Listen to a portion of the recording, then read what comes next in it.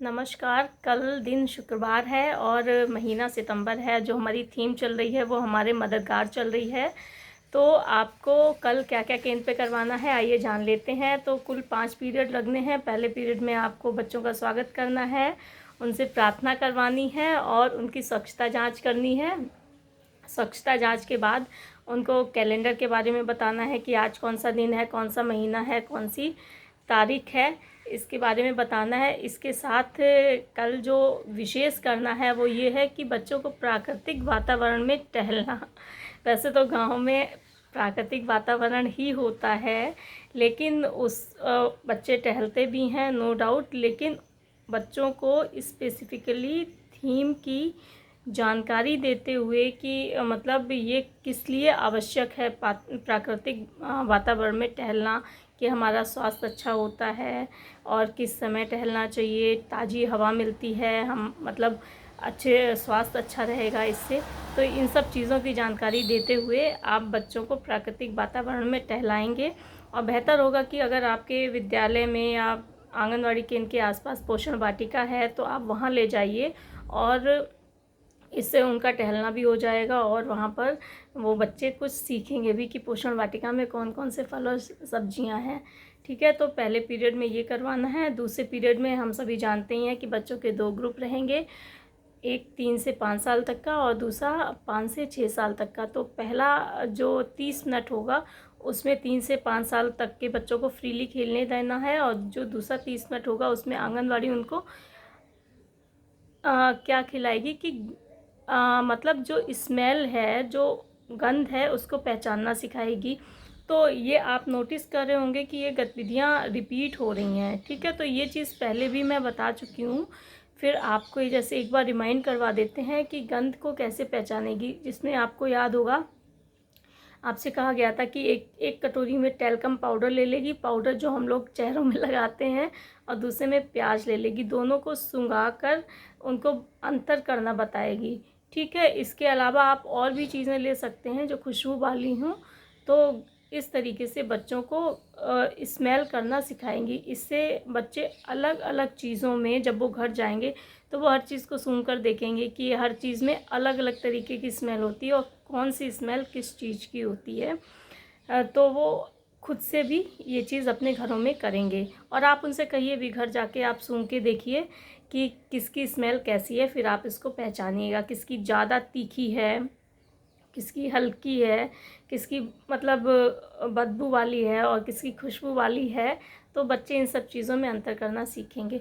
फिर आपको 5 से 6 साल के बच्चों को क्या कराना है, आपको पहले 30 मिनट में बच्चों को ऊपर और नीचे का जो कॉन्सेप्ट है उसको बताना है। तो ऊपर और नीचे अभी 2 दिन पहले आपने कराया है बच्चों को, कि आप फिर से करा सकते हैं आंगनवाड़ी केंद्रों में, ऊपर क्या है नीचे क्या है। ठीक है, ये सब चीज़ें बता सकते हैं।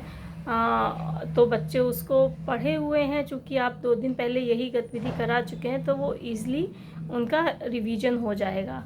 तो ये गतिविधि करानी है। फिर आपको जो 3rd पीरियड होने वाला है, ये बहुत ही इंटरेस्टिंग है इस बार।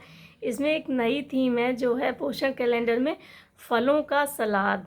ये आपको छोटे छोटे बच्चों को शामिल करते हुए आपको फलों का सलाद बनवाना है, लेकिन इसकी जो तैयारी होगी वो 1 दिन पहले से ही होगी।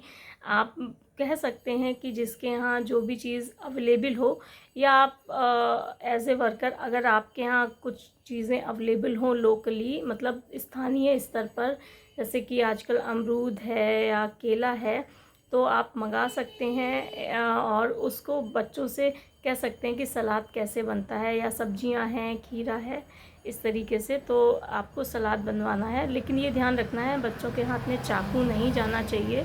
ठीक है, उसके अलावा जो आपको बच्चों से करवाना है वो करवाइए, लेकिन सुरक्षा का विशेष ध्यान रखें। तो 3rd पीरियड में ये काम करवाना है। फिर हमारा 4th पीरियड आता है, इसमें भी हमारे 2 पीरियड लगते हैं। आपका जो पहला 3 से 5 साल के बच्चे होंगे उसमें आपको जो हमारी गतिविधि पुस्तिका है उसके अनुसार बच्चों को आपको जो अल्फ़ाबेट्स हैं इंग्लिश के वो सिखाने हैं। तो ABCD सिखानी है, छोटी ABCD और बड़ी ABCD। वो आप कुछ अल्फ़ाबेट्स चुन लीजिए और उनको सिखाइए, जिसमें वो इंटरेस्टेड हों या सारे ही सिखा सकते हैं। एक बार में सारे तो नहीं हो पाएगा, 3-4 अल्फ़ाबेट चूज़ कर लीजिए, उनको सिखाइए। और इसी तरीके से आप इस बार क्या है, 5 से 6 साल के बच्चों को कोलाज बनवाना है।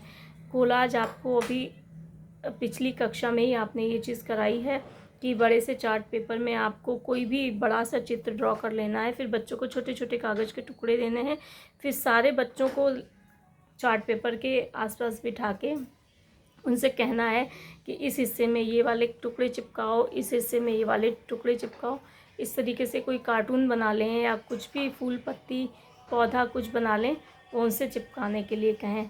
आजकल यूट्यूब पे भी बहुत अच्छे अच्छे कोलाज हैं, तो थोड़ी सी थीम ले लें, अबरी कागज़ ले लें, हरा लाल पीला, फिर उनके छोटे छोटे टुकड़े। मान लीजिए आपको एक पेड़ बनाना है, आपने चार्ट में पेड़ ड्रॉ कर दिया, पेड़ के ऊपर वाले हिस्से में हरे हरे हरे हरे छोटे छोटे टुकड़े बच्चे कागज़ के चिपकाएंगे और नीचे ब्राउन चिपका देंगे, तो वो पूरा पेड़ बन जाएगा। फिर उसको आंगनवाड़ी केंद्र में एक कोने में लगा दो, बहुत सुंदर लगेगा। तो ये आप कर सकते हो। फिर हमारा आता है जो 5th पीरियड है, 5वां पीरियड है, उसमें अंग्रेजी का जो वो है भावगीत है, रोली पोली रोली पोली। तो रोली पोली जो भावगीत है बहुत अच्छा है, और ये एक भावगीत तो है और साथ में ये एक गेम टाइप भी है कि इसमें क्या है, रोली पोली में इसमें बच्चे कुछ इंग्लिश के वर्ड्स मतलब अक्षर भी सीखते हैं। जैसे कि ये मैं बता देती हूँ, इसका जो है इसमें क्या क्या सीखेंगे, डाउन सीखेंगे मतलब नीचे, अप सीखेंगे, ऊपर आउट सीखेंगे, बाहर इन सीखेंगे, अंदर, और स्लोली मतलब धीरे, फास्ट मतलब तेज। तो आपको क्या करवाना है, आप भावगीत की तरह भी करवा सकते हैं, या बच्चों को ऐसे करके गोले में सबको हाथ पकड़ के खड़ा कर दीजिए, फिर बच्चों से कहिए या बच्चों को कहिए कि घूमते रहें और बोलते रहें रोली पोली अप अप अप। ठीक है, तो रोली पोली अप, तो बच्चे अप रहेंगे, फिर रोली पोली डाउन डाउन डाउन, जैसे डाउन कहेंगे बच्चे बैठ जाएंगे। ठीक है, रोली पोली आउट, तो जो गोला बना होगा उससे पीछे हो जाएंगे, आउट आउट आउट। फिर रोली पोली इन इन इन, तो जो गोला होगा उससे आगे आ जाएंगे। तो मतलब इन आउट का कॉन्सेप्ट, अंदर बाहर का कॉन्सेप्ट, और अप और डाउन का मतलब ऊपर और नीचे का कॉन्सेप्ट बच्चों में क्लियर होगा। फिर रोली पोली स्लोली, मतलब जो गोला में वो चल रहे होंगे वो धीमे धीमे चलेंगे। फिर रोली पोली फास्ट, वो तेज़ी तेज़ी से घूमने लगेंगे।